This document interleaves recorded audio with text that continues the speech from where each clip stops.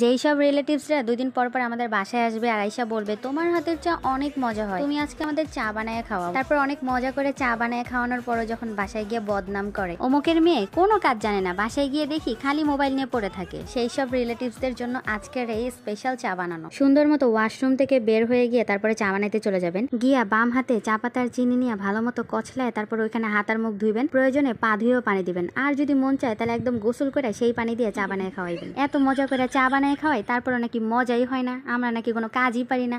তাইলে নেই এবার মজা হইব, অনেক মজা করে চা বানায় খাওয়ামু। যাই হোক, সুন্দর মতো চা বানায় খাওয়াইছিলাম, সেই সময় তো মজা লাগে নাই, তাই এখন একেবারে এরকম করে বানায় খাওয়াইতেছি। অহন মনে করেন যে অনেক মজা লাগবে, আর এখন মনে করেন যে মুহে দিয়ে মনে করেন যে মধু খেয়া লাইবেন। নর্মালি রান্না করলে আমরা কি করি, ডান হাত দিয়ে রান্না করি না, ডান হাত দিয়ে নাড়ি না, কিন্তু এটা করবেন উল্টাটা, এটা করবেন বাম হাত দিয়ে। বাম হাত দিয়ে নাড়বেন, চাড়বেন, বাম হাত দিয়ে গুঁড়া দুধ দিয়ে আপনারা যেই দুধ দিয়ে বানান বাম হাত দিয়ে ভালো মতো নাড়াচাড়া দিয়ে সব কিছু বাম হাত দিয়েই মিক্স করবেন, দেখবেন অনেক মজা হইব। এইসব রিলেটিভসরা খায়া কইব যে অনেক মজা হয়েছে, বাহ তোমার মতো চা জীবনও কোথাও খাই নাই, বিশ্বাস করো। আপনাকেও কি এরকম রিলেটিভস আছে? থাকলে কিন্তু অবশ্যই কমেন্ট করে জানাবেন। তা করে এত মজার মজার খাওয়ান রান্না করে খাওয়ানোর পরও বাসায় থেকে আপনার সামনে অনেক প্রশংসা করব, অনেক মজা হয়েছে, বিশ্বাস করেন এরকম মজার খাওয়ান মনে হয় এই প্রথম খাইলাম, আবার আসবো, আবার খাইতে আসবো। আর বাসায় গিয়ে বলবে অমুকের মেয়ে কোনো কাজই জানে না, বিয়ে শাদী দিতে হবে না, এরা তো ঘরের কোনো কাজই পারে না, আমরা গেলে তো আমাদেরকে কোনো কিছু বানায় খাওয়াই না, সবসময় দেখি মোবাইল নিয়ে পড়া থাকে। তা বলি আমরা রান্না বান্না শিখবো কি আপনাকে খাওয়ানোর লেগা, নাকি শ্বশুর বাড়ির লোকেরা খাওয়ানোর লেগা? তো যাই হোক, অনেকদিন পরে মনে হইলো যে আজকে একটু লাকড়িতেই চাটা বানাই ফেলি, মানে কি বলবো এত রোদ ছাদের মধ্যে। তো যাই হোক, এই যে দেখো সুন্দর করে চা বানাইতেছি, আর চাটা কিন্তু অনেক দেখতে সুন্দর হয়েছে।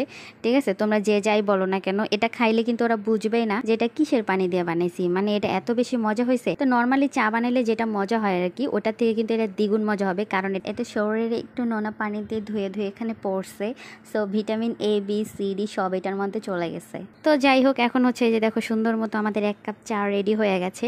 আর এখন নিয়ে হচ্ছে আমি এই চাটা কাকে খাওয়াবো বলো তো, আর এই চাটা কাকে খাওয়াইতে চাও অবশ্যই তাকে মেনশন দিবা। তো যাই হোক, আমার এই চা বানানো দেখে আবার অনেকে ভাববো না যে কেউ আমার বাসায় আসলে আমি তাদেরকে এরকমভাবেই চা বানিয়ে খাওয়াবো, না একদমই না, আমি এরকমভাবে চা বানিয়ে খাওয়াবো না। শুধুমাত্র যারা আমার নামে বদনাম করবে, যারা আমার সামনে ভালো মিল দিবে অথচ পিছনে গিয়ে আমার নামে বদনাম করবে, আমি শুধুমাত্র তাদেরকে এরকম চা বানিয়ে খাওয়াবো, ঠিক আছে?